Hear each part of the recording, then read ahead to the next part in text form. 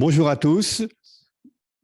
Merci d'être présents à cette conférence débat qui sera animée par le président de la FUT, que vous allez bientôt voir, Bernard Dupré.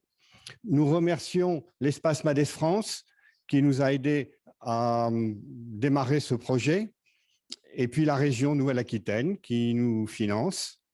Et on voudrait remercier l'Espace numérique Sud-Charente qui nous accueille ce soir pour notre deuxième conférence. Elle sera disponible très bientôt sur YouTube. Vous connaissez nos associations, l'Espace numérique Sud-Charente, que je ne vous présente pas. Nous intervenons, l'Espace numérique haut débit, pardon.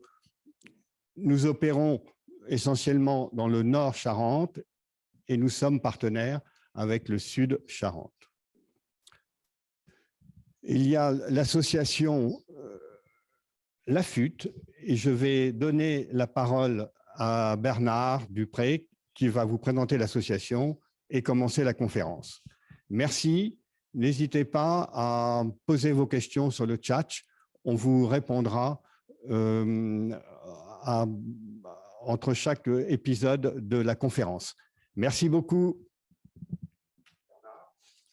Bien, merci, je ne vais pas avoir besoin de ce micro-là, je pense. Est-ce que tout le monde me voit et m'entend? Je pense que oui. Michel, tu peux vérifier ça. C'est bon, je suis allé à l'écran là. Ah, c'est mieux.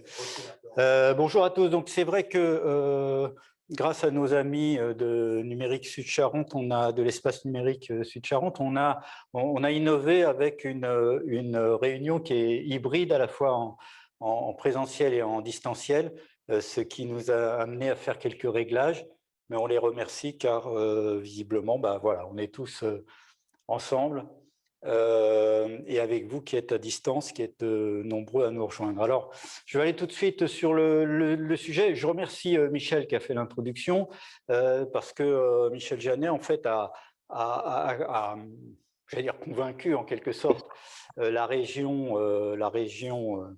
Nouvelle-Aquitaine sur le fait que le thème de la 5G pouvait rentrer dans leur cycle de pédagogie scientifique auprès de la population.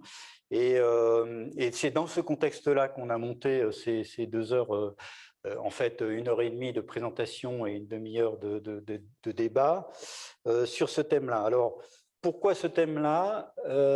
Tout simplement parce que ça ne vous a pas échappé, lors de l'introduction en France de la 5G, il y a eu beaucoup de polémiques et beaucoup de débats. Et malheureusement, évidemment, dans ces cas-là, un certain nombre d'informations inexactes ont été diffusées. Je dois dire, pour ma part, très honnêtement, que aussi bien ce que moi j'appelle les anti-5G que les pro-5G, dans les deux bords, on a diffusé pas mal d'informations un peu en vrac et peu de gens ont réussi à s'y retrouver. Donc le but, c'est à la fois de clarifier un certain nombre de concepts, de rappeler l'historique de la création de ce nouveau standard et comment finalement il se déploie. Et l'autre objectif pour ce petit temps qu'on va passer ensemble, c'est de vous dire un petit peu où on en est en France, parce que ça fait 1 an maintenant que les autorisations ont été données.